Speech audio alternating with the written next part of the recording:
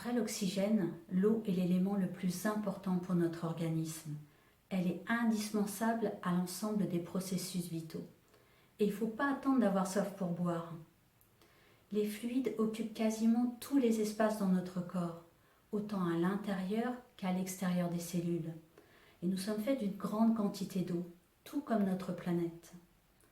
Dans notre corps, l'eau maintient le niveau de sang et de lymphe. Elle fournit la salive qui nous permet d'avaler les aliments.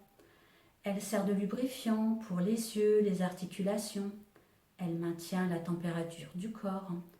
Elle permet les échanges chimiques dans les cellules. Et elle va faciliter l'absorption et le transport des nutriments que nous ingérons. Le fait de boire souvent et de maintenir son corps suffisamment hydraté permet d'améliorer nos capacités cognitives et mentales, ce qui joue sur la mémoire et qui la renforce grandement. Selon l'Institut Pasteur, une simple réduction de 2% d'eau dans le corps humain provoquerait des troubles de la mémoire à court terme et des difficultés de concentration. Mais l'eau, c'est bon aussi pour nos muscles, parce que sans eau, nos muscles se détérioreraient petit à petit. Et le fait de bien s'hydrater permet d'éviter les lésions tendineuses et musculaires. Des études montrent que 8 à 10 verres d'eau par jour réduiraient significativement les douleurs de dos et d'articulation pour 80% des personnes qui souffrent de ces maux. Voyons maintenant les actions de l'eau sur la beauté.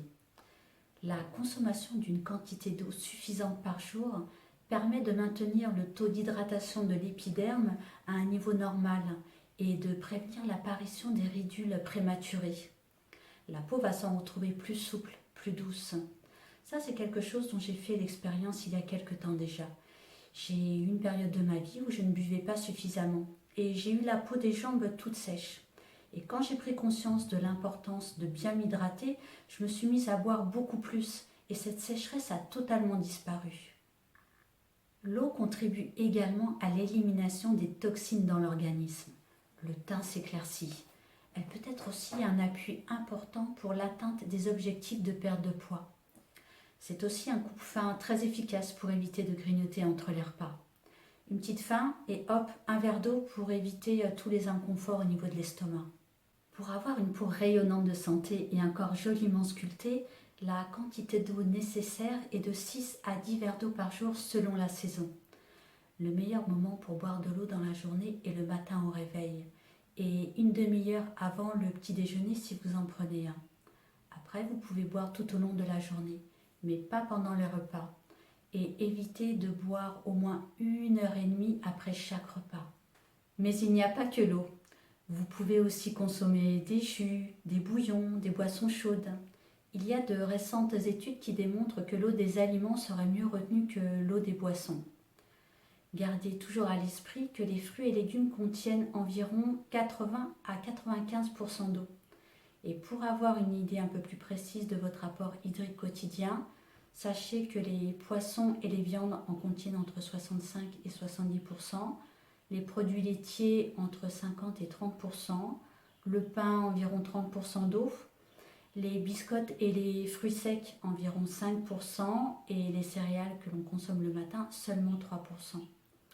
Buvez beaucoup d'eau parce qu'elle est un support pour l'énergie vitale et le meilleur moyen de se vitaliser est de boire beaucoup d'eau parce qu'elle a la capacité de capter la force éthérique. Alors, quelle eau boire pour entretenir notre santé et notre beauté ? L'idéal, ce serait de boire une eau vivante, comme jaillissant d'une cascade, d'une source, d'une rivière. Mais quand on habite en ville, c'est pas toujours évident. À disposition, on a l'eau du robinet, mais on sait qu'elle subit de nombreux traitements pour être débarrassée de ses impuretés. Qu'elle contient des métaux lourds, comme l'aluminium ou le mercure, qui en excès créent une dégénérescence cellulaire. Elle contient aussi du fluor, qui calcifie notre glande pinéale et altère notre squelette, et qui en plus favorise l'assimilation des métaux lourds dans les cellules, ce qui accentue la dégénération cellulaire.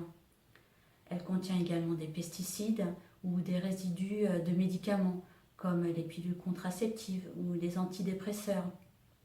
Là, sur votre écran, on vous montre une photo de l'eau du robinet de Paris, qui a été extrait du livre Mémoire de l'eau de Masaru Emoto. On a également à notre disposition de l'eau en bouteille.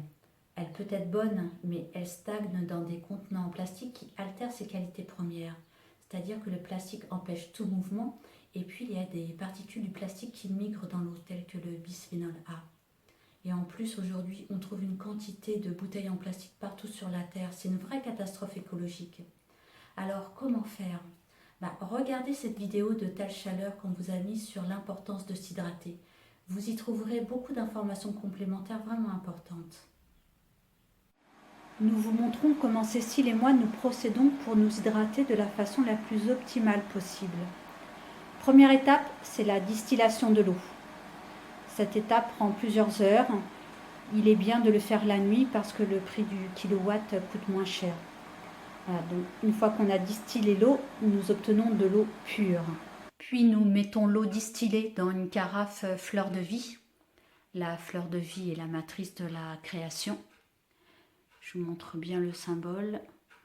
L'eau est dynamisée déjà au bout de 3 minutes. Ou bien encore, nous plaçons notre verre d'eau sur une forme représentant les 5 solides de Platon. Pour une revitalisation rapide, placez votre verre pendant 1 à 3 minutes. Pour une revitalisation complète, placez votre verre pendant à peu près 40 minutes. Comme ceci. Ou bien nous plaçons notre verre sur l'image d'un cristal d'Emoto Masaru, comme ceci. Voilà. On le laisse pendant quelques minutes, le temps que l'eau se vitalise. Vous pouvez également dynamiser votre eau à l'aide d'un vortex, avec un appareil comme celui-ci. Il en existe de bien plus grands pour pouvoir dynamiser de plus grandes quantités d'eau en une seule fois. Je vais l'allumer, comme ça vous allez pouvoir voir.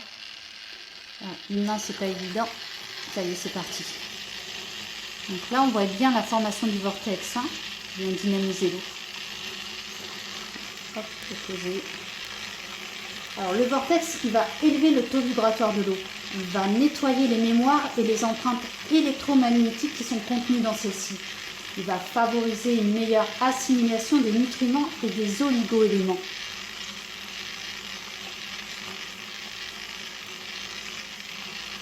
L'eau, c'est aussi l'élément de nos émotions. Et en buvant une eau pure et vibrante, on apaise et on purifie nos émotions, ce qui fait monter notre taux vibratoire si essentiel à notre beauté.